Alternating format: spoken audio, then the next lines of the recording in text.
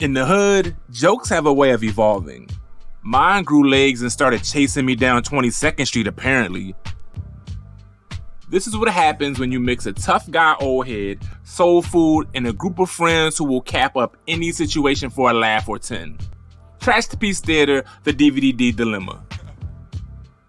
Picture it. North Philly, late 90s. We on the block chilling heavy, and Moody and Stymie are about to go around to Portoni's to get some soul food. I was about to head home for a minute and it was on the way, so I said I'd walk them. We get in, folks order their food, a normal day. Then DVD walked in. DVD was an old head from around our way. That definitely wasn't his real name, and I don't even know if he knew we called him that, but he was DVD for all intents and purposes. I never had a problem with DVD. He knew my pop and he used to always ask how I was when he saw me. He was known for being a ladies' man, a smooth old head, and for having some fine ass daughters. He had like 4 or like 27 daughters or some shit, but they was all fine. Stymie and Moody saw him and started talking mad trash about his jacket under their breath.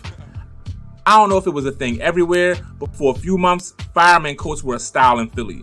They were big ass jackets with fluorescent stripes on them, but DVD had his on a bit after they went out of style, so Moody and Stymie were talking mad trash. I guess he could feel the energy, so he took notice, but Moody and Stymie kept talking shit under their breath. Whole time I see DVD watching them, so I'm like, yo, chill. But of course they didn't. They kept going in. So I laughed like, yo, y'all drawing. DVD peep game, walked over, looked at me and was like, something funny? I was confused because it wasn't me that was clowning them, but I was like, oh nah. Moody and Stymie stopped talking, DVD moved to the other side of the restaurant, and eventually they went back to the block and I walked home. Everything was fine. About an hour later, I went back to the block and everyone was in Nana's house. So I went in and Nick started laughing hard as hell. So I was like, what? Yo, we heard DVD punk this shit out of you, P.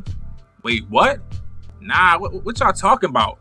He just asked me if something was funny and I said no. Meanwhile, Moody and Stymie, who got quiet as a church mouse when DVD approached us, were the loudest ones capping up the story. Moody was like, nah, that's not what happened. DVD was like, yo, you got something to say, little nigga? And P was like, Red Dad on Friday. No. I was so confused. Stymie chimed in like, yeah, then P ran out the door and down 22nd Street. Yo, they started cracking up.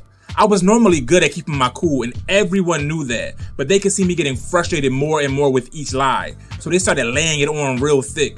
Yo, that nigga P was flailing his arms running down 22nd Street to get away from DVD. Yo, y'all niggas lying. I ain't say shit like that.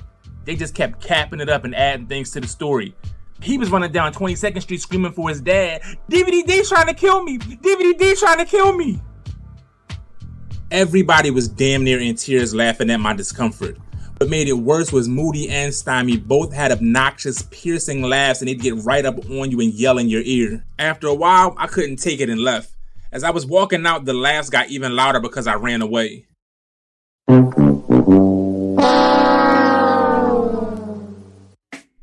Next day comes, I walk back to the block thinking that the shit had died down.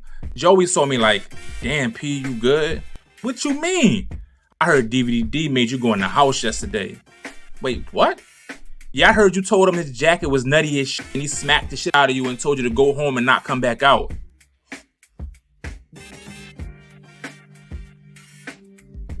Hold the fuck up. Who said that? Everybody. Glad you okay though. The story was growing and there was nothing I could do about it except weather the storm. It wasn't like I could go to DVD and tell him to clear up the situation. What was I gonna say? Yo, DVD, remember how you didn't punk me in Portoni's? Yeah, you gotta go to the block and tell everybody. That wasn't gonna happen. Later that day, I saw a stroke. Damn, cuzzo, I heard DVD f*** you up yesterday. Heard he blacked your eye and everything. Bruh, look at my eye. Ain't shit wrong with it. Black eyes don't heal in one day.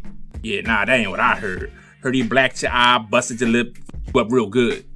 Fam, look at my face. Nothing happened to it. Man, I wish I was there. I wouldn't let that shit go down like that. I got your back next time DVD come through and fuck you up. I couldn't win. Every time someone asked me about the story, it had gotten worse. Nook walked up to me like, damn P, heard DVD was about to pistol whip you in the middle of Portoni's. Cuz, There was no gun. There was no physical anything. He just asked me if something was funny. Nah, that ain't what I heard, P. I heard he was about to smack you with the gun, but you begged him not to. Yo, that didn't happen. I mean, you was out of pocket for talking to the OG like that. You lucky you only got pistol whipped. Weeks went by, and people were still asking me about the damn DVD situation. So a stutter on the block. Damn, P, I heard about that DVD shit. What you hear? That I got pistol whipped? Oh no, nothing crazy like that.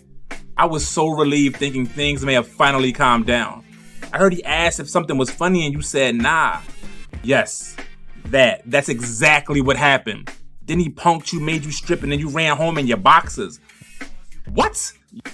Yeah, heard you was damn near naked running down 22nd Street. They said you was looking like Smokey in his drawers. I stopped talking about it, and after a couple weeks, something else happened that got everyone else's attention in Cap-Up game. But it would still come up from time to time like, that ain't what you said when DVD was chasing you down 22nd Street in your drawers, nigga.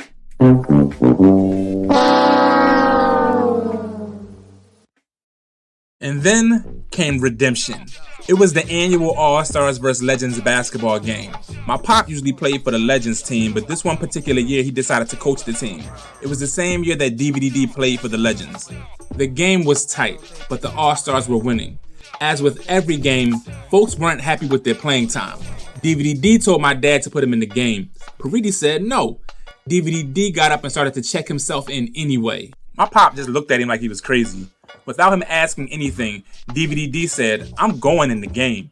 With the entire neighborhood watching, my pop said, I don't know where the f you going, but you ain't going in the game. Paridi just turned around and kept watching the game. Two things didn't happen after that. DVD didn't check himself in the game, and my homies never messed with me about him again. The young All-Stars beat the Legends that day, and it was symbolic of me finally defeating DVD, who never actually did anything to me and was honestly nice to me every time before, during, and after the legendary Poor Tony's Phantom incident. I haven't seen DVD in years. He was a cool-ass old head who had to get showed up by my pop to save my honor from something my pop didn't know about and some shit he never actually did. Wherever he is, I hope he's not terrorizing teenagers by accident. That whole situation taught me a lesson though. Surviving the jokes made me realize I could endure the heat of any situation. Just like DVD's jacket. Sucks to suck. Thank you for watching Trash the Piece Theater. I hope you got a few laughs from this joint.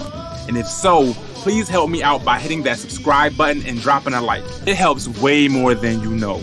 If you want to support the channel further, you can join the Patreon, become a member of the channel and receive bonus episodes, leave a super thanks, or just drop $1 or $10 in the Cash App. I'm grateful for any and all of the above.